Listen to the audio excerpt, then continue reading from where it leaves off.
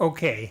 Well, it's almost Halloween, and I have a presentation which, for my more usual audience, HR people who are involved in hiring, is actually very scary. But you may find it less so. What I tell them is, you're doing great. You've been doing a terrific job. Look at this. You face down if your company's still in business, you face down the high-end competition from Europe and Japan, the low-end competition from East Asia, South Asia. You made it through the Great Recession. Unit costs of production haven't moved in 25 years.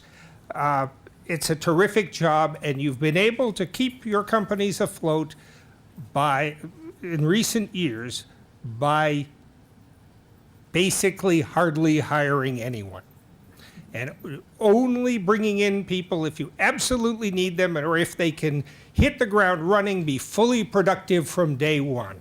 And this is great. You're doing great. And if you keep doing that, you're going to be out of business in 5 years.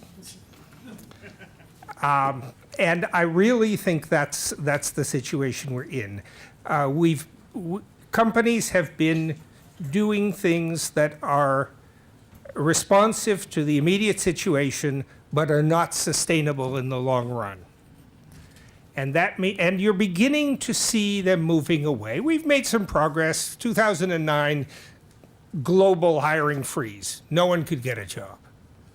Vacancies weren't being filled. Kids were coming out of MIT and couldn't get a job. 2010, 11, yeah, the companies that were in fields where production depends on having more people, business services, restaurants, they were hiring. The others, if you could build your productivity some other way, not so much. It's really only within this year, 2014, that we've begun to see hiring that in any sense even kept up with what the economy was demanding. And hasn't been spectacular, but it's been reasonably robust. That first quarter, which was a down quarter for the economy nationally here in Massachusetts, hiring continued. So employers are not as careful as they were, but they're still very careful. And being very careful has meant you don't hire anyone who's been out of work very long. You don't hire anyone who doesn't have work experience. You don't hire anybody with anything against them. It's not like 1999 when big companies were recruiting in prisons. Nobody's doing that. But we are coming to the end of that brief era. And this is happening nationally, but it's happening here even faster. Some of us, Leslie and I were at a conference on Thursday. We heard Mark Zandi, one of the nation's leading consulting economists. He was giving his economic projections for the next 4 years, and we're going to be taking up the slack in the workforce. And he said, looking further ahead, over 15 to 20 years, what's going to mark the American economy is what he called a screaming labor shortage. And what's going to happen here in Massachusetts is that it's going to happen a lot sooner. And I actually may or may not have some graphs about some slides about this.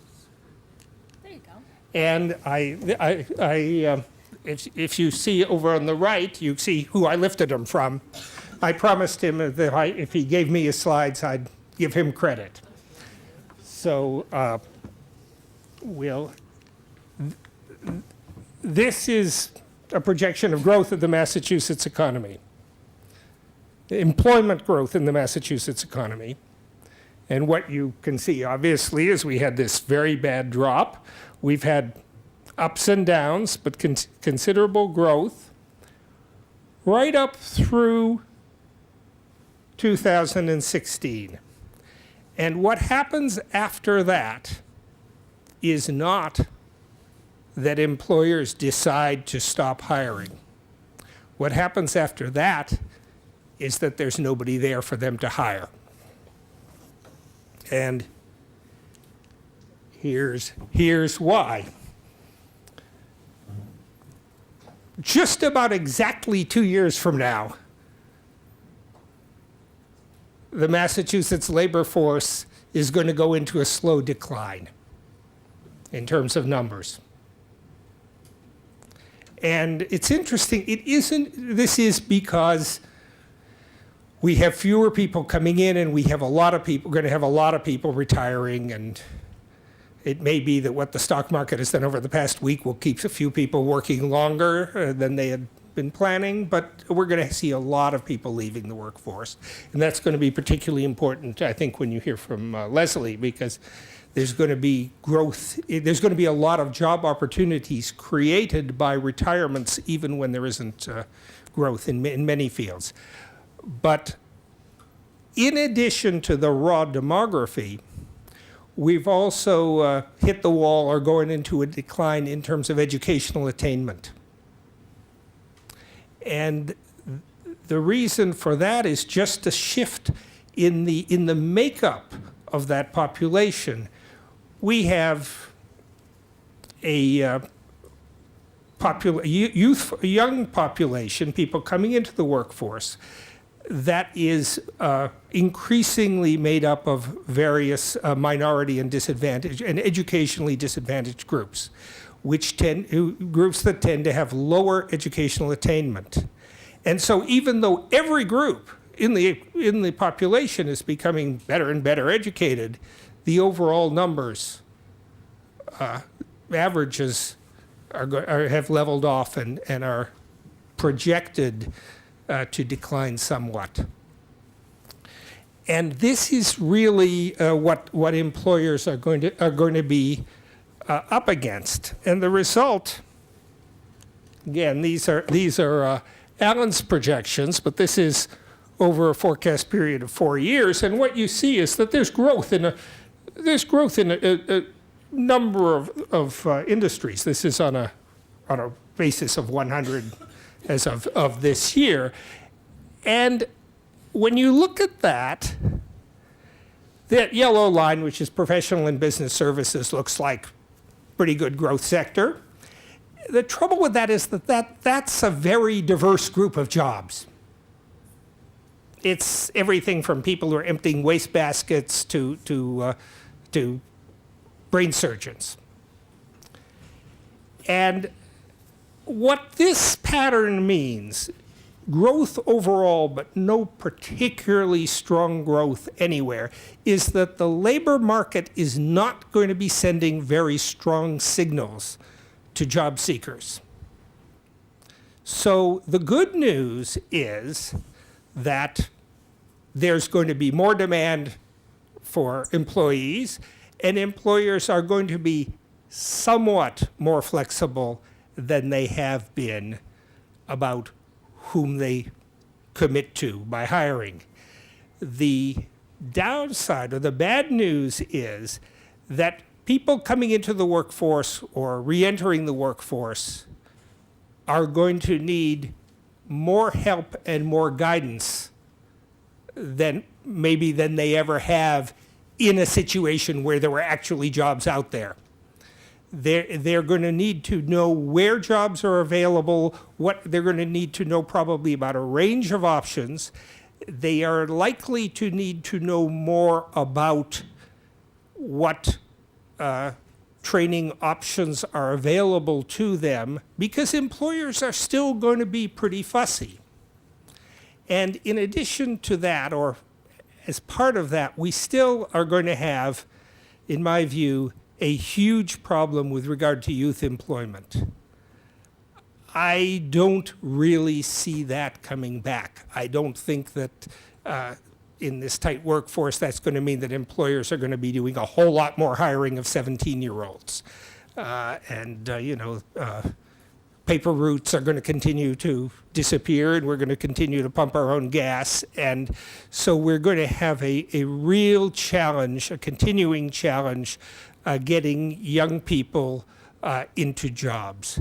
So I present this as the overview because I think we are well, my organization is a general employer organization, but we've had particular historical interest in manufacturing, especially advanced manufacturing. And I'm very glad that we have Leslie here from our longtime partner organization, Mass MEP, who can talk about that. Good afternoon, everyone. For those of you that know me, you know I can't talk unless I'm walking, so I'm out here walking. And can you hear me without this? No. Okay. Because yesterday I had to do this, and they gave me a mic pack. I had on a dress, and the poor guy that was trying to mic me couldn't figure out where he was going to hang the pack. So I ducked behind a little thing that was over in the corner, and I thought he was going to turn 30 Shades of Red, because I just kind of went and tucked it in the back. He goes, I don't think that's going to stay there. I'm like, we're good. We're good. Then the mic didn't work after all that, and he had to get me a hand mic, so we'll go from there. So I don't have all doom and gloom. I have some good news, which hopefully that will be good for you. As Andre said, I'm with the Massachusetts Manufacturing Extension Partnership. And for those of you that aren't familiar with an MEP, we are part of a nationwide network of MEPs. There's at least one in each of the 50 states. Our job is to help small and medium-sized manufacturers. We're probably known best for continuous improvement, but we help with sustainability, global supply chain, growth and innovation, and I deal with workforce development. So one thing I always do is I pull out this slide because everybody complains that they can't find people. But what we have found, and this is a national study, so keep that in mind, is that manufacturers feel that a little bit more acutely than some of the other industries. And particularly, they complain that they can't recruit competent job applicants. If you notice, the line's a little bit higher for manufacturers. They also complain more about the low skills of the new employees. And then they're worried because we tend to be a graying society. Manufacturing still has a significantly actually higher age than the general population. So manufacturers are worried about how are we going to transfer what those older people know into our less experienced workforce. And all of the rest of them tend to be more employee engagement type pieces. They're all a little bit lower and in some cases higher, but for the most part, those three are the big ones that we deal with. So I found this great study out of Minnesota, and I chose it because they ask a lot of questions that we have not been asking in Massachusetts, and they've been doing it for a number of years. So I've been following the trend, and I said, I'm going to show you today because Kevin said to me, you need a couple of bombshells. And I'm like, well, I don't know if I'm going to have any bombshells in hiring, but okay. So the causes of hiring difficulties. For only skills mismatches. How high do you think that was?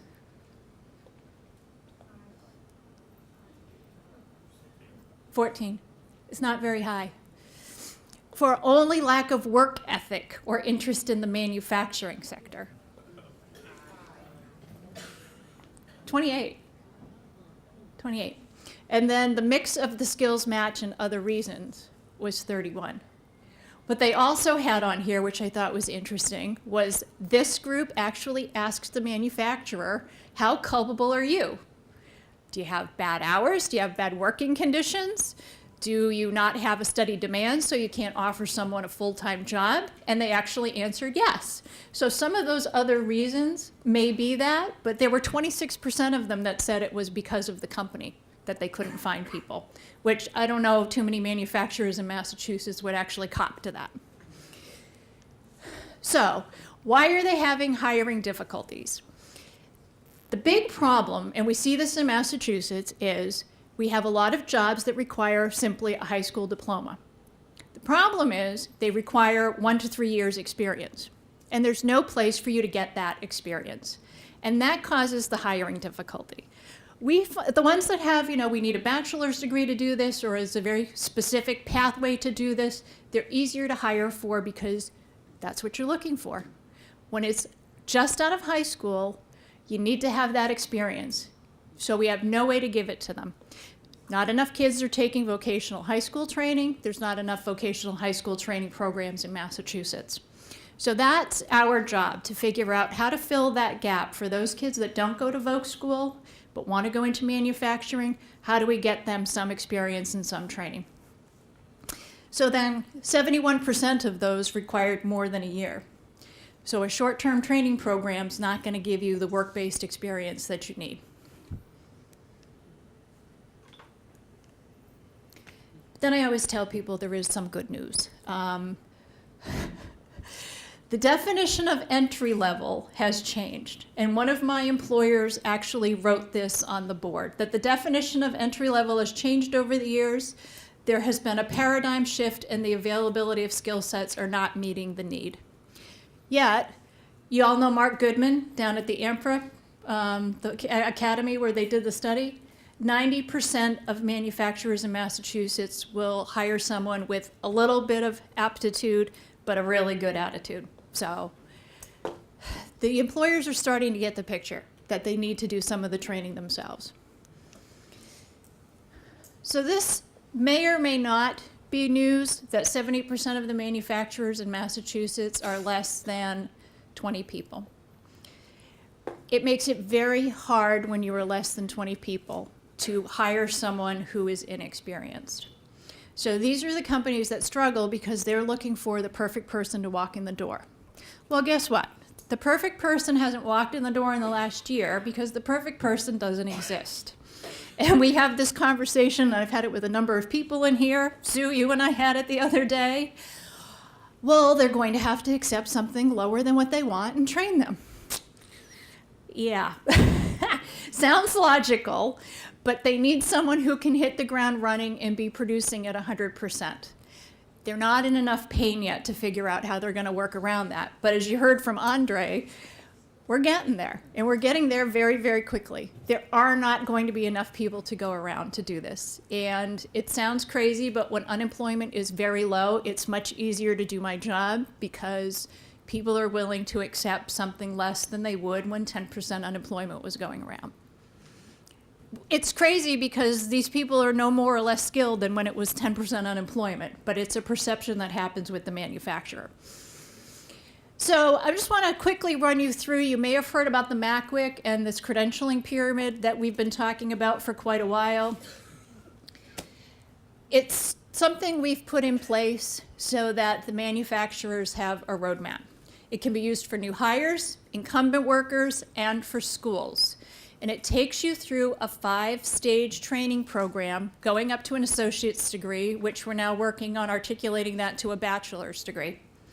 Level 1 and 2 is where we do a lot of the training. We do as much training in level 1 on a shop floor as we do for new hire training. And we do that because we've been testing people over the past couple of years. We know actually not just there's a quote unquote skills gap, but we know what the gaps are, so we can help put a training program in place. But the incumbent workers aren't testing any higher than the vocational high school students. So what these employers are getting out of high schools are at the same level as the people that work on their shop floor. They just don't have the experience, which is blowing the minds of a lot of manufacturers. They're finding that people that they thought were highly skilled may only be highly skilled in the actual job they are doing, and when they try to cross-train them, the skills gaps are starting to show. So they can take that and they can use that as their workforce development proposal and strategy for moving people forward. I have a client whose goal is to get every one of his shop floor workers through an associate's degree. That's great. He tested them all. Those that test out don't have to take them. Those that do, they've got a workforce training fund grant. They do the training. He wants to get them all to go through an associate's degree. This piece right here is our Learn CNC online module. And I put it in because a lot of you may not be familiar with it. We've partnered with WPI to put together level 3 of our training program and our platform. We actually have an online piece, and we just started teaching classes with it. I normally put out a class in manufacturing, and I'm scrambling to fill it, which I know is another conundrum, which people are saying they need skills. I can never get the classes filled. This class has been oversubscribed since the very beginning. So there's something going on, something starting to change. but we offered the online piece primarily for incumbent workers who aren't able to go to classes. Either there's no facility available, the cost was too great, it wasn't at a time they could go, and on and on. Non-traditional students can very easily take an online class and be prepared to pass the MACWIC test. Having hands-on obviously helps, and we've paired it with WPI, but there's no reason why we can't put together programs around the state using the online piece here. It's part of the Learn CNC piece, is part of the WPI program. They bought it right off of Haas. Most of your schools have Haas equipment. And that'll cover it. If you need more information about any of that, I put the entire presentation up on the MACWIC website, and we'd be very happy to take any questions. Close. Very close. Thank you, Leslie. And we'll definitely have time. Thank you. Very pleased to be here. And I have to say, I loved a lot of what Leslie said. I'm going to, I think, tie some of my comments into hers. And I liked some of what Andre said, but no. So I'm going to talk a little bit about, let's see, do I point, which direction do I point? There we go. Excellent. There we go. There we go. All right. So I have to get up real close to these things to read them myself. So the biopharmaceutical industry, biotech companies, pharmaceutical companies, companies that support that, so research, instrumentation, and product companies, contract research, contract manufacturing organizations, all sort of part of these numbers. So what we've seen over the past 10 years in the industry is 40% growth in employment. In this industry. This industry is booming. That's the good news. So we're one industry that is really doing extremely well in Massachusetts. Not that there aren't hiccups and we don't occasionally have a company that closes up shop. It does happen. A lot of our smaller companies, it's a difficult industry, so we get a lot of companies that do fold at some point, and occasionally a larger company. But really, right now, we're in a very good spot for the industry. So even during those years that Andre referred to, the down years of the economy where we really saw constriction, we actually were still growing jobs in this industry, largely because something really. Part of our industry that happened sort of in the business model, we had big pharmaceutical companies fell in love with biotech about 15 years ago. And so they started to invest in biotech hotspots. Massachusetts is one of those places. And so during those down years when we had trouble among some of our small companies in terms of funding and being able to continue to go forward with their research, we had these big companies enter the scene and still help with the hiring and pick up some of that slack. So 40% growth over that time period. If you go to the MassBio website, www.massbio.org, we have career listings. Everybody can see has access to these. You can see them. You can go in the search area. In 2014, our average number of listings on a daily basis has been 1,548 jobs available in Massachusetts. Right now it's 1,685. Last week, an all-time high for us was 1,725. So we're very near our high water mark. And it's many more jobs than historically we've seen among our listings. So that's, again, good news. These are our largest employers in Massachusetts, some familiar names: Genzyme, Biogen, IDEC, Shire, but also mentioning some of those support companies, Thermo Fisher Scientific, EMD Millipore, the folks that make the research products that that the research companies use. And the industry, I won't say is spread evenly across the state. It's a heavy concentration in the greater Boston area, northeast Massachusetts, then going out to the Pike to Worcester, a little less represented in the southeast and beyond Worcester, where you have a few companies, but not really that many. So we're now turning to Burning Glass, which is a a database that we use to measure job listings beyond our own job listings. And we see over a 90-day period, this is very small, so I'll describe it a little bit here.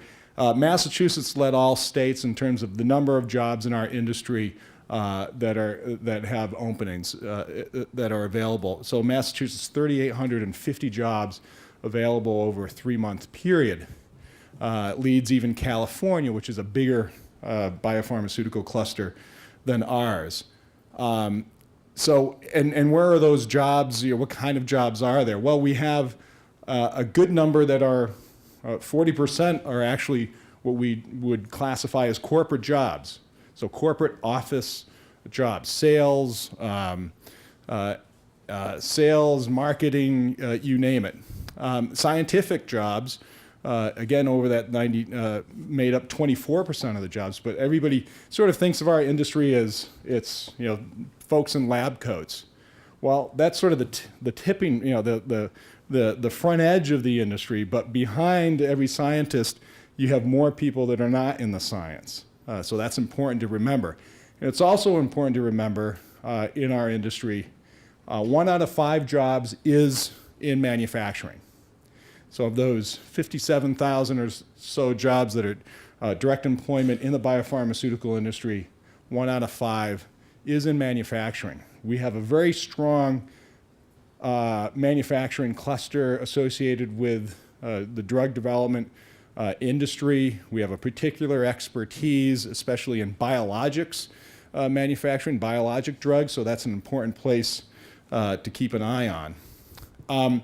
But to Leslie's point, what's the experience level being sought? And so this is a graphic that shows that. And interestingly enough, it's easier if you have a graduate degree or a bachelor's degree, but less than 2 years experience to get in the industry than if you're at the associate's or high school level, so going in perhaps a production job, entry level technician job.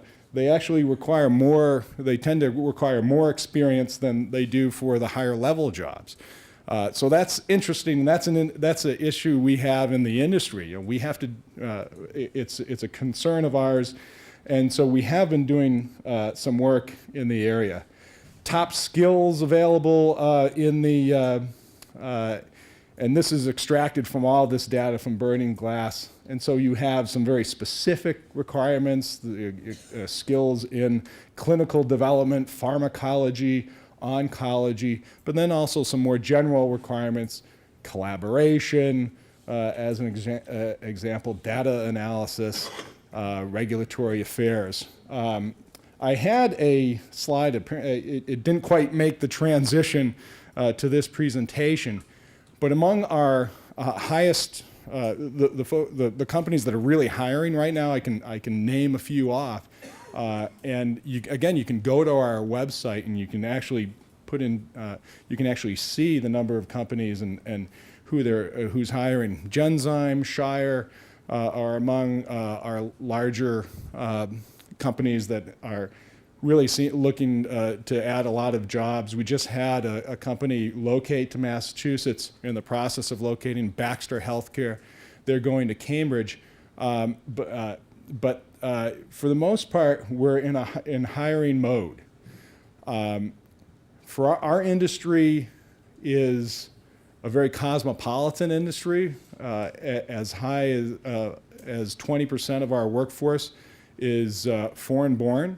So we import a lot of very talented people. But we know in order to be competitive in the long term, there are other clusters around the world that are competing for these jobs and in this industry. So we have to do a better job to develop a workforce here in Massachusetts that supports our industry. And we know, for example, a graduate from the University of Massachusetts system, 85% of graduates stay in Massachusetts. So if we're actually producing really talented people out of our public system, we're going to have that pool and that more likelihood of their actually staying in Massachusetts. Towards that end, we are involved in in workforce training and job forecasting. We want to do a better job getting you information, getting the training community, the education community, better information about, well, it's one thing to look at a snapshot and say there are 1,600 jobs available in Massachusetts right now, but what's it going to be a year from now, 5 years from now, and so forth. So we're actually investing in a job forecasting model that will actually present that information to the training and education community, and this is a collaboration with the Mass Bioed Foundation, the Massachusetts Life Sciences Education Consortium.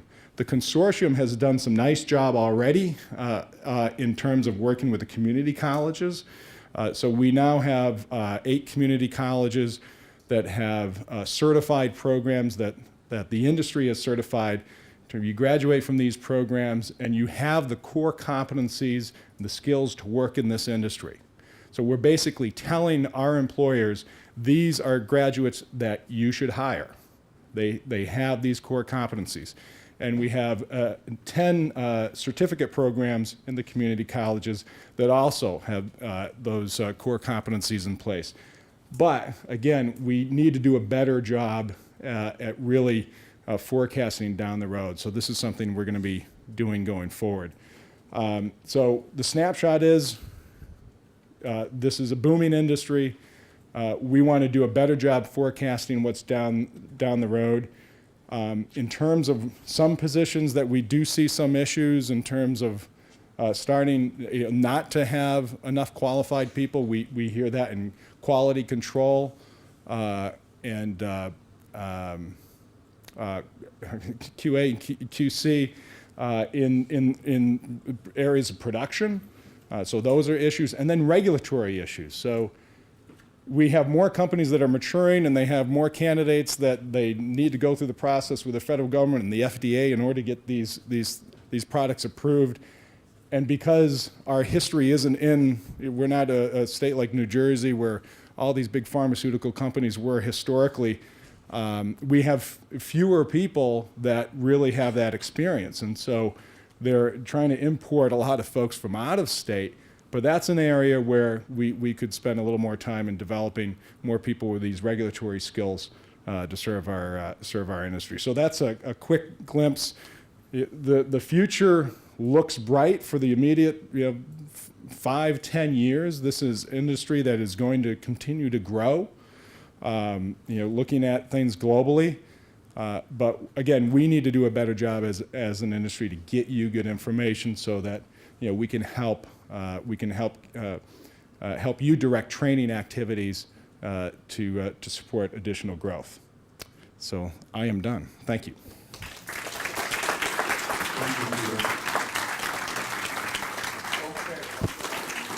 Okay. Can you cue this one up?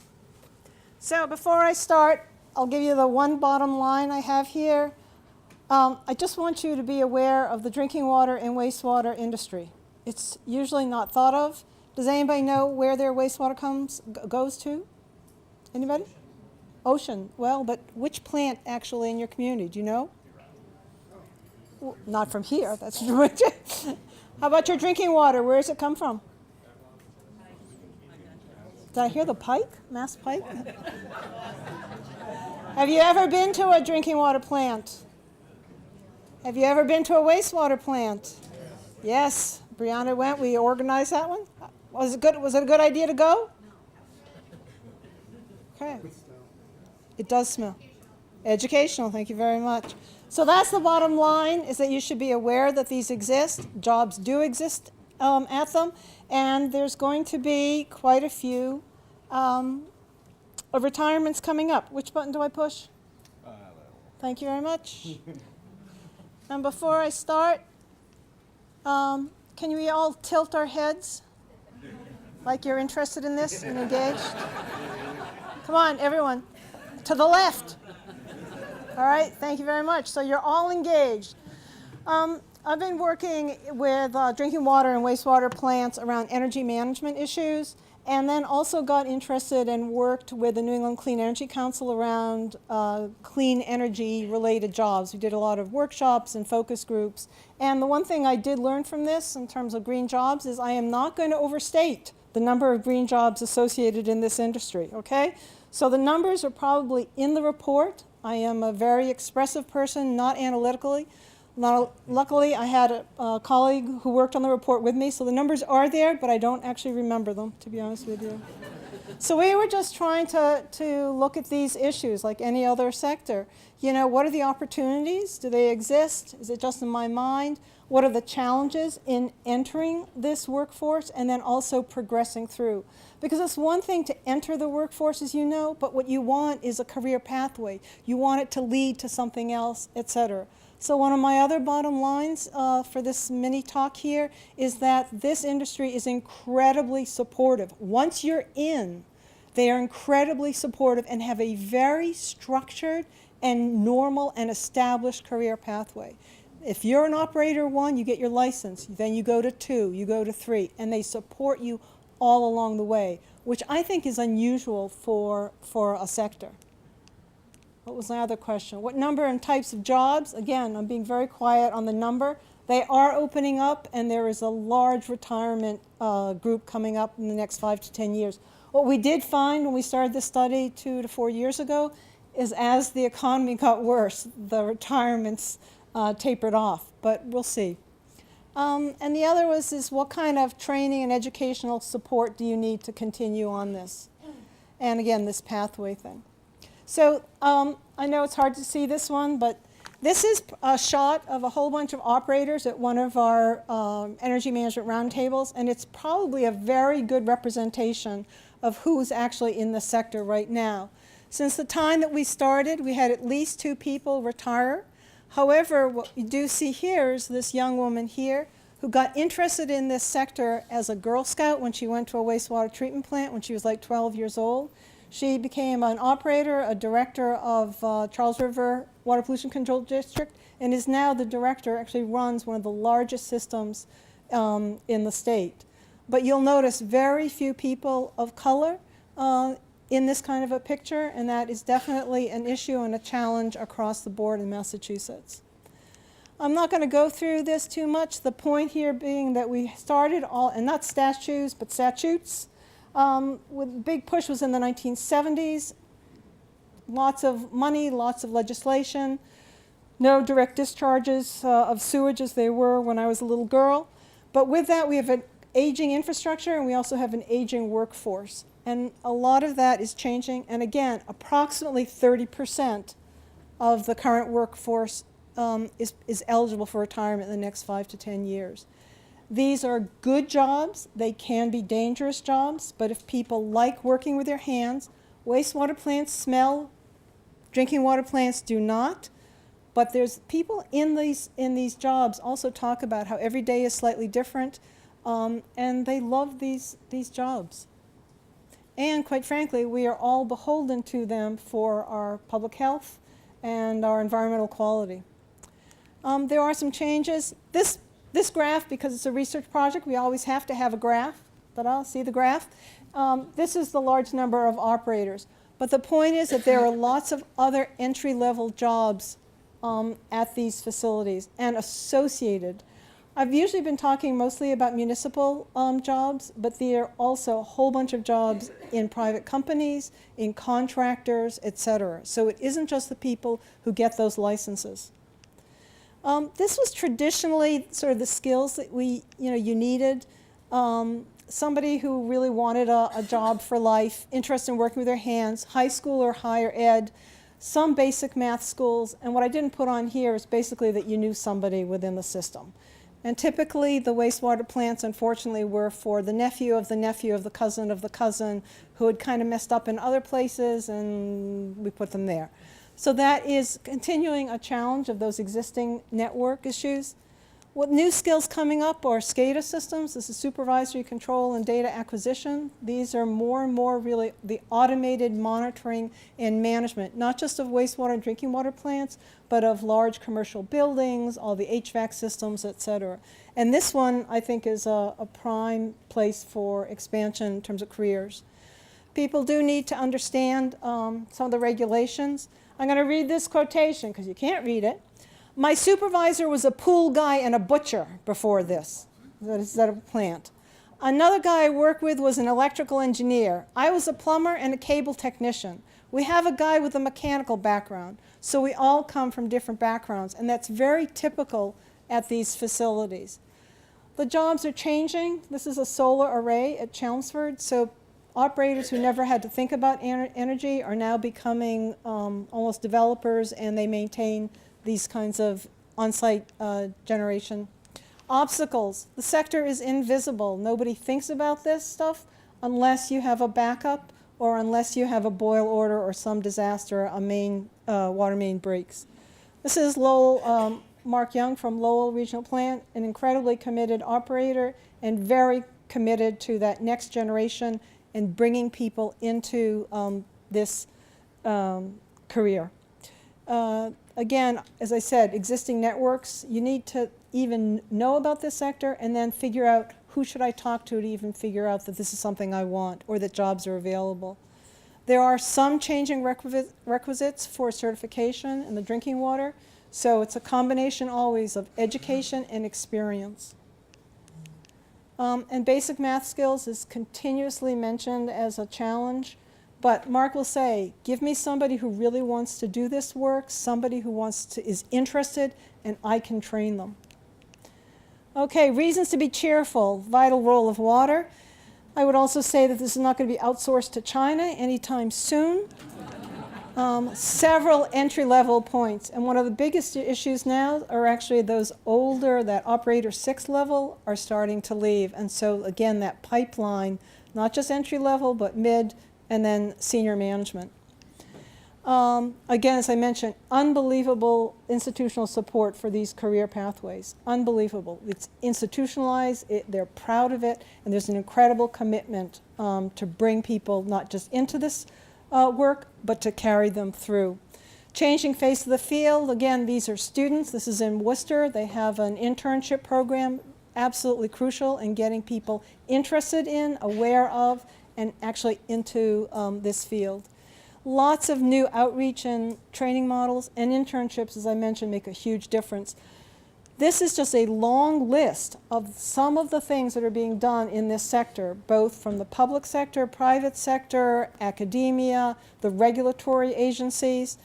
Interesting one is this evening adult ed model. This is done with the Worcester Regional Office of the Massachusetts Department of Environmental Protection, but they just offered an evening adult ed to see who'd be interested. And actually some people came in, they got their operator 1, and there are several who have been hired and are moving up that ladder. But this issue of outreach and model, I mean, you know this from the work that you do, but in this particular sector has been absolutely crucial. And they're starting very, very young, trying to get people interested and aware of this sector, carrying themselves through junior high, high school, and then obviously college as well. Key finding, there are jobs. I'm not going to give you the numbers. There are jobs. One of the issues is just because they're like the entry-level people or sort of a mid-person is retiring, does that mean they're going to actually hire at the same level? Especially with some of the computerization going on. Again, industry totally committed. The field is changing. And of course, because we're a university, we have to say further study is always needed. But you can find our report at this bizarre thing, but just Google SkillWorks in promoting water, and you'll see it. But walk away at least knowing that this sector exists, and I would ask you to find out who in your area actually is the wastewater treatment plant, call them up, go for a tour, and find out if and when they're hiring, and have that relationship with them and also the drinking water facilities as well. Thank you.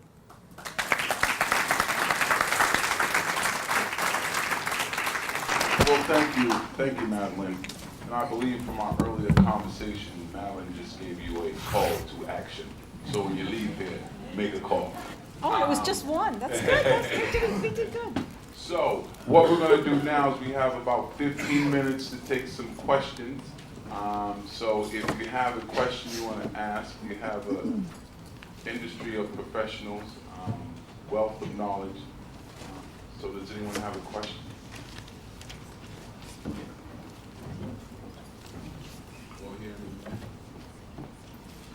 Hello everyone, my name is Mark Wigfall. I'm from Bunker Hill Community College. I'm the Director of Business Development. I do have a question, but it's going to be work for me.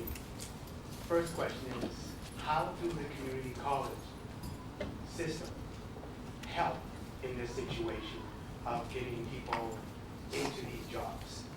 And I'm here only representing Bunker Hill Community College. There are 15 community colleges in the state, and regional, there are different challenges for us. So I'm in the Boston area, and with the biotech, we do have a program that we work, Just a Start. It's one of the programs. So how do we help? How do we help everyone in this room? Is what I'm asking. Yeah, I'll just say a couple words. I think it's from the industry perspective, how can we help the community colleges? And from my experience, both at MOBD and you know my experience with the state and in industry, the community colleges are wonderful to work with. They turn on a dime. You show them a training need, and you show. There are jobs in this area, and they will turn and they will put a program together. I'm a former trustee of Berkshire Community College, and I was amazed by what BCC was doing, and we've seen it with other community colleges on our experience. So from industry perspective, I would say, we need to do a better job, and that's one of the things we're engaged in through the Education Consortium, is giving better information and guidance to community colleges in terms of where the jobs are going to be, and also help provide some we're in a political season. We have two people running for governor. In my opinion, it is that we have not. We don't fully support our community colleges in Massachusetts. It's a travesty. Regardless of what administration we've had, the support hasn't been there from the State House, and it's a real issue. And I think we can all be advocates for more support for community colleges. We have gone through the same process of trying to work with the state universities and the UMass system, and we're starting to get some traction there. Much more difficult, and try to work with the privates. It's impossible. It's really difficult sledding to get them to be engaged in their own regional economy. I have nothing but glowing things to say about our experiences with the community colleges. Yeah, I'd like to say that I think the community colleges have a really important role to play here, and it's along the lines of what I was talking about in terms of informing people who are going to enter the workforce and giving them some guidance and some understanding of the world they're going into. So I think that the specific educational training aspects are very important, but I think that the advising function is also very important. And I think that one of the results of the lack of support in the public higher education generally is that my understanding is there's very dedicated people on the staff, on the faculty, but there's an awful lot of the educational programs are being done by adjunct faculty who may have less of an orientation toward advising, and that's a real problem. We need the community colleges to be funded and oriented in a way that they can do the whole job for their students. Okay. Hi, I'm Brian with Department of Career Services Veterans Program. Each of the groups has been really helpful with transitioning service members and veterans. into your respective industries and your training programs. But for Madeline, the water industry has an evolving need for a workforce. And now a lot of the EPA, for example, did a study, and there's a lot of military occupational skills that convert directly over to the water sector. And there was a big convention just this summer with all of the industries and employment needs. It was at the Boston Convention Center. So I know there's MWRA in cities and towns, but how do you break through to find all these jobs? EPA Region 1 has been very interested and committed to working with returning veterans to promote them into this sector. They've done a good job. Jane Dowling has been very involved in this. I do think the call to action in terms of the organizational units looking at workforce development, it is a question of making those connections with those treatment plants, drinking water and wastewater. The associations are also very, very interested. So even going to their websites, and I can give you additional information, but they do post lots of things as well. But there are several professional trade associations, New England Water Environment Association, New England Water Pollution, there's a whole bunch of them. But it's just getting into and tapping into, even just getting on some of those email lists. But A, be aware of them. 2, is create those relationships. And 3 is watch.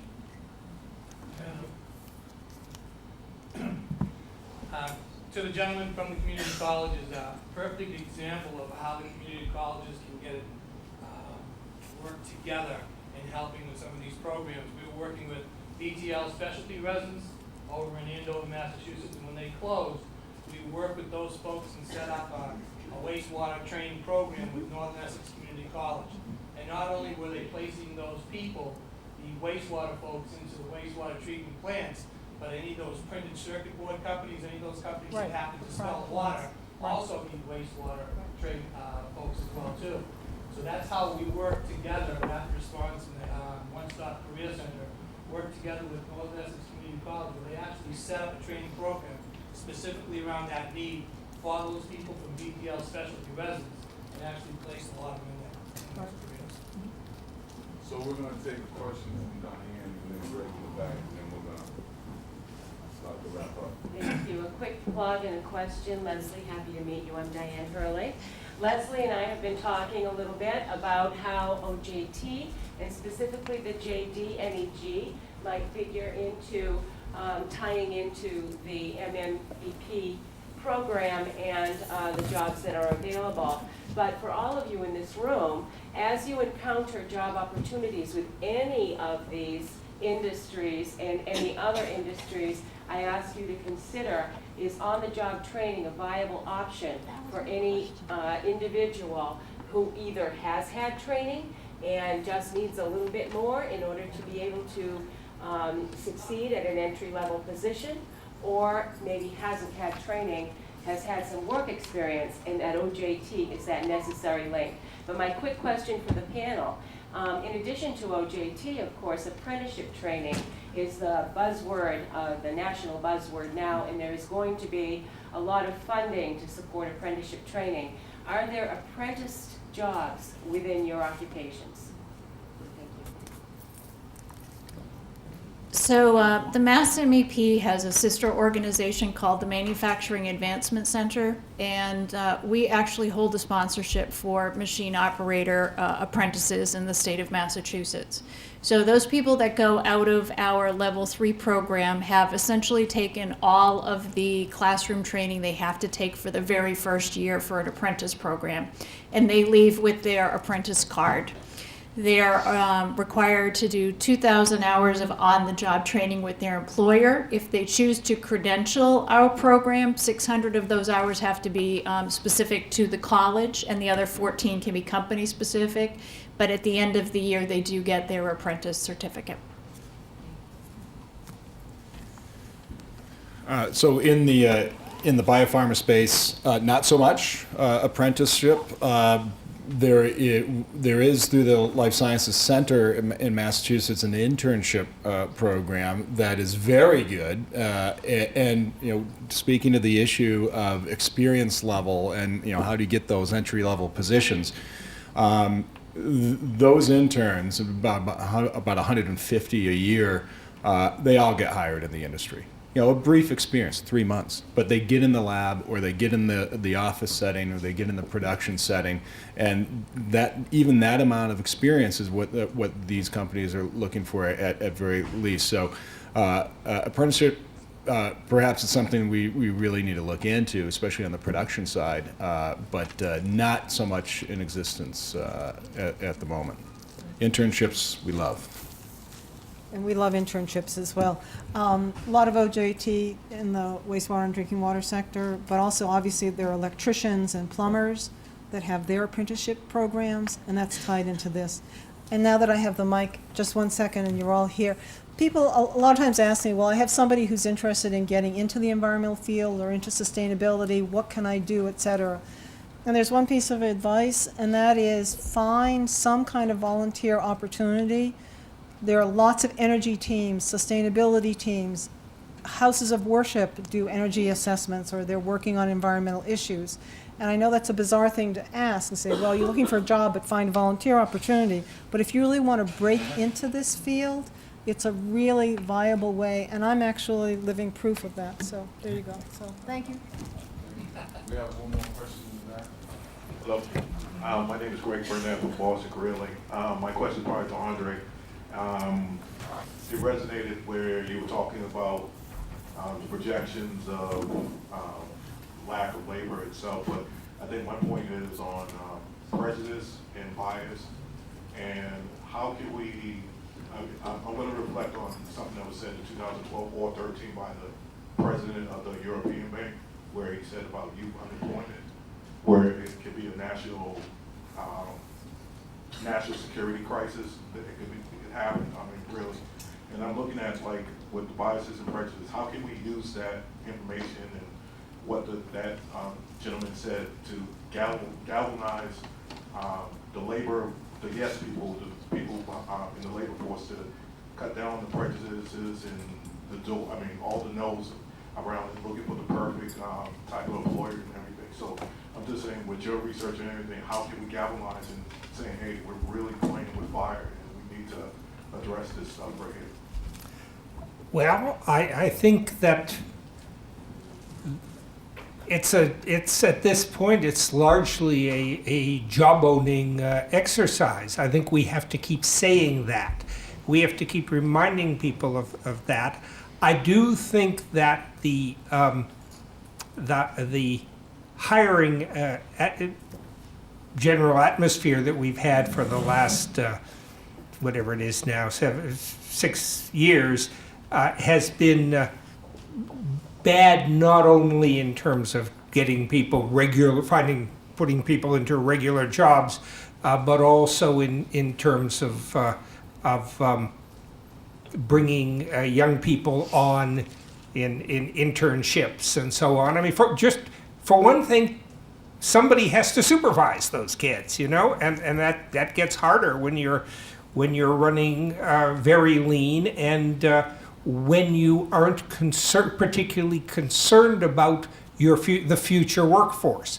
I think that as employers become more concerned, they will be about where they're going to find people in the future, and we've seen this happen time to time and industry to industry.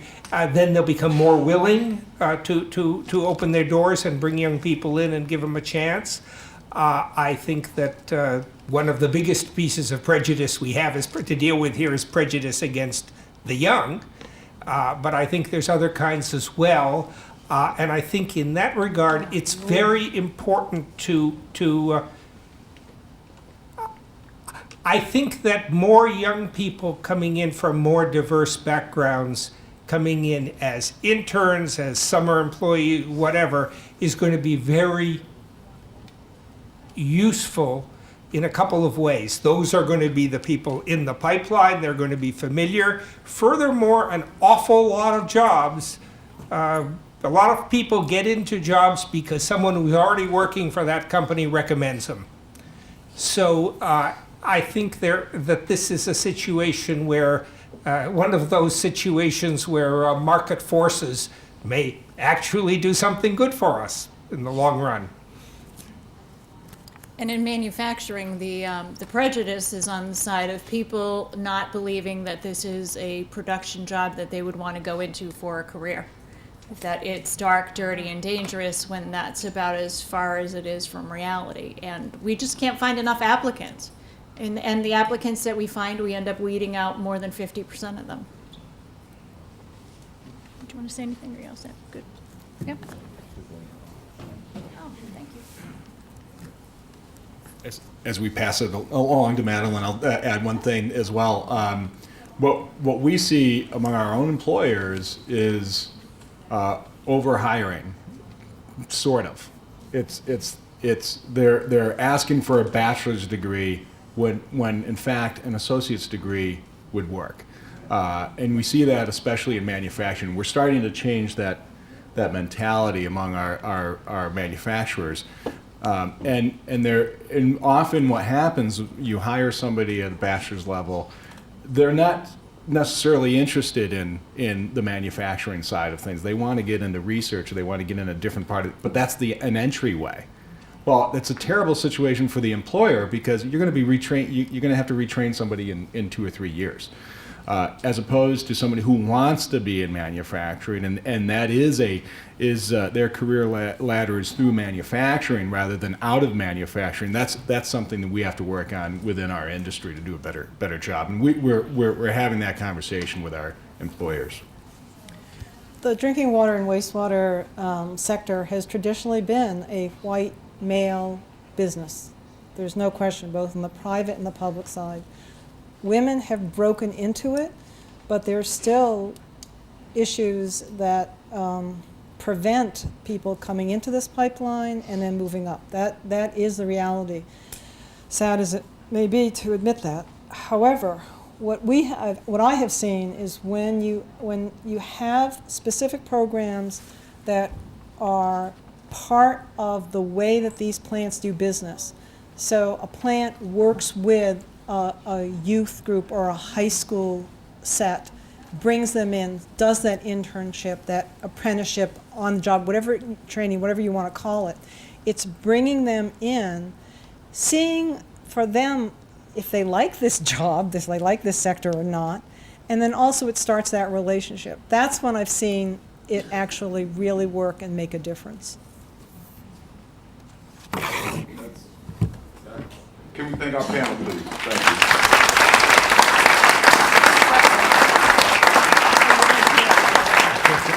So we're just going to do a quick debrief of the day and wrap up. You will get a formal feedback questionnaire through Constant Contact. So remember that, Constant Contact. And we need you all to respond. It is very important that we get feedback so that we can make the next one better. We're going to close in 2 ways. I'm going to close on behalf of Merlot. Ken's going to come up here and close on behalf of Mass Biz Works. But what I want to do is just give folks, so I'm not a driver, I'm amiable, right? I can't even say the word. But for real, thank you. I did compliment. I actually have a folder from 2006 that says Massachusetts Employer/Business Services Conference, right? June 14, 2006. So one of the things that was very important for me coming into the system in 2006, because I wanted to get out in 2009 when the recession hit, but I'm still here, was that Merlot was a place where I came, I met people, and they really helped me to advance in my role. And really the camaraderie, the networking, the resource development, I would really strongly suggest, if you're not part of, that you have information in your packet today that you become part of. And the last thing I would say for the Merlotians, mentorship is very important. So one of the things we need to understand is that when I came in, there was a gentleman named Tor Boswell, rest his soul, who took me under his wing. And I actually have an email from 2007. And the email goes like this. It was really nice meeting with you, Tor. Thank you for taking out the time in your busy schedule to come find me out and mentor me. So one of the things that's important to me is that I'm always available to folks. If you need anything, Molotions or not, I just want folks to know that I'm here. I believe in what you do. It's been a pleasure working with Ken, and this was a great day, a great success. Definitely want to acknowledge Maureen and Kevin Lynn, who have stepped in.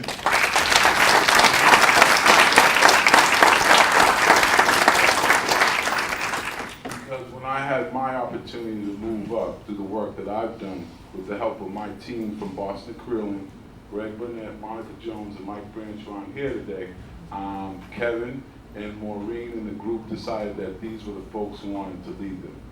You made an excellent choice. This conference did not come together easily, but you wouldn't know that being here today. So I just want to acknowledge that and all the Molotions, if you could just stand up and give yourselves a hand.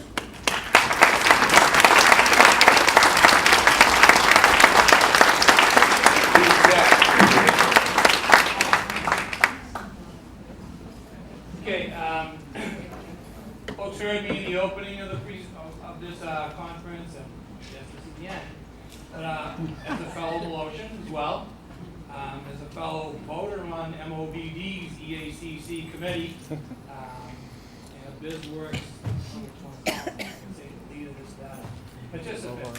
It's all in the team aspect. We talked about team. We talked about everybody throughout the state, whether it's MEP, and John Gilliam's on our committee. We have a number of the other folks, from all the different associations and business groups that work with us with the Biz Works program. We want to grow the Biz Works program. It's very, very important. Diane talked about some of the programs at Biz Works, advertising markets. There's a lot of other programs out there. You held up that guide, but whoever, I don't know if everyone on this committee right up here, or the group up here, has one of those guides in their hand, but you ought to have a guide in your hand, because if you have one there, you can answer all the questions that any employer ask of you when they're talking on their phone. So the bottom line is that thank you to everybody who made this conference the great conference that it is, whether it's a Molotion, whether it's an MOBD person, a rapid response person, a BSR in the One Stop Career Center, or someone from MEP or anywhere else. T. Beer, you too, buddy, because you're on the advisory board. You didn't get a cup because you weren't here earlier. We'll get you. But thank you, everybody. Have a safe day.